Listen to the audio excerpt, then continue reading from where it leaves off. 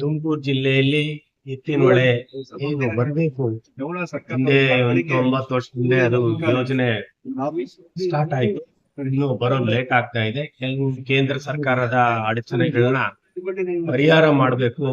ಆ ಕೆಲವು ಏನ್ ಕೇಳಿದ್ದಾರೆ ಈ ಯೋಜನೆಗೆ ಅದನ್ನೆಲ್ಲ ಪರಿಹರಿಸಬೇಕು ಅಂತ ಹೇಳಿ ನಾವು ಸಹ ಅದನ್ನ ಹೋರಾಟವನ್ನು ಮಾಡ್ತಾ ಇದೀವಿ.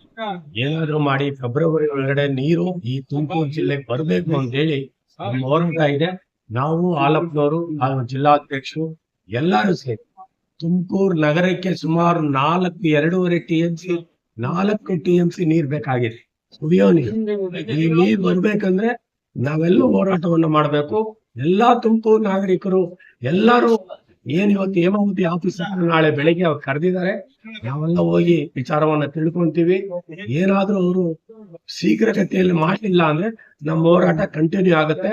ಈ ನೀರ್ ತಂದೆ ತತ್ತೀವಿ ನಮ್ಮ ಮುಖಾಂತರ ತಿಳಿಸ್ತೀವಿ. ನಮ್ಮ ಜಿಲ್ಲೆಗೆ ಅಂತರ್ಜಲ ವೃದ್ಧಿ ಆಗೋದಕ್ಕೆ, ಕೆರೆ ಕಟ್ಟೆ ತುಂಬಿಸ್ಲಿಕ್ಕೆ, ಕುಡಿಯೋ ನೀರಿಗೆ ಅತ್ಯವಶ್ಯಕವಾಗಿ ನಾವೆಲ್ಲ ಹಿರಿಯರು ಮಾಡಿದಂಥ ಶ್ರಮದಿಂದ ಈಗ ಅಪ್ಪರ್ ಭದ್ರಾ ಪ್ರಾಜೆಕ್ಟು, ಹೇಮಾವತಿ, ಹಾಗೆ ಇತ್ತೀಚೆಗೆ ಎತ್ತಿನಹೊಳೆ ನೀರಾವರಿ ಯೋಜನೆಗಳು ಈಗ ಫಲಪ್ರದ ಆಗ್ತಾ ಇದೆ.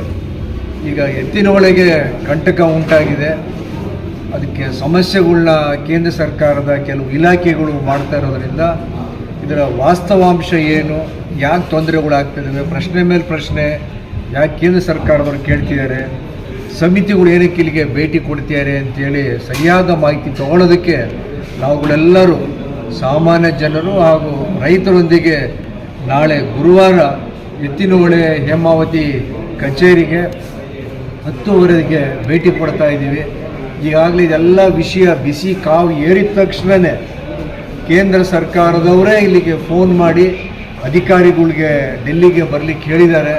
ಅಧಿಕಾರಿಗಳಿಗೆ ಡೆಲ್ಲಿಗೆ ದೌಡಾಯಿಸಿದ್ದಾರೆ. ನಿನ್ನೆ ಇವತ್ತು ಸಾಯಂಕಾಲ ವಾಪಸ್ ಬಂದು ನಾಳೆ ಅದೇನು ಮಾಹಿತಿ ಅಂತೇಳಿ ನಮಗೆಲ್ಲರಿಗೂ ಸ್ಪಷ್ಟನೆ ಕೊಡೋದಕ್ಕೆ ಬಯಸ್ತಾ ಇದ್ದಾರೆ. ನಾಳೆ ಸಮಯನ ನಿಗದಿ ಮಾಡಿದ್ದಾರೆ 10:15ಗೆ ಗುರುವಾರ 18ನೇ ತಾರೀಕು. ತಾವುಗಳೆಲ್ಲರೂ ತಾಯಂದರು, ರೈತರು, ಜನಸಾಮಾನ್ಯರು ತಾವೆಲ್ಲರೂ ಹೇಮಾವತಿ ಎತ್ತಿನಹೊಳೆ ಕಚೇರಿ ಕುಣಿಗಲ್ ರಸ್ತೆಗೆ ಬನ್ನಿ.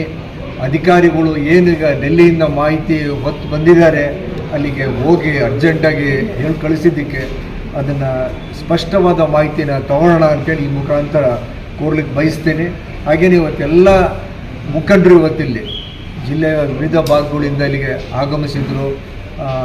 ನಮ್ಮ ಕೆಂಚಮಾರಯ್ಯನವರು, ಗೋವಿಂದರಾಜು ಅವರು, ನಮ್ಮ ಬ್ಲಾಕ್ ಅಧ್ಯಕ್ಷರುಗಳು, ಹಾಗೆಯೇ ಮಾಜಿ ಶಾಸಕರಾದಂಥ ಗಂಗಮ್ಮಯ್ಯನವರು, ಶಫಿ ಅಹ್ಮದ್ ಅವರು, ಜಿಲ್ಲಾ ಅಧ್ಯಕ್ಷರಾದಂಥ ಚಂದ್ರಶೇಖರ್ ಅವರು, ಪ್ರತಿಯೊಬ್ಬರು ಇವತ್ತಿಲ್ಲಿಗೆ ಭಾಗವಹಿಸಿದ್ದಾರೆ. ಎಲ್ರಿಗೂ ಧನ್ಯವಾದಗಳು ಹೇಳಿ ಪಕ್ಷಾತೀತವಾದಂಥ ಕಾರ್ಯಕ್ರಮಕ್ಕೆ ತಾವುಗಳೆಲ್ಲರೂ ಸಹಕಾರ ಕೊಡಬೇಕು ಅಂತೇಳಿ ಕೋರ್ಪಟ್ಟು.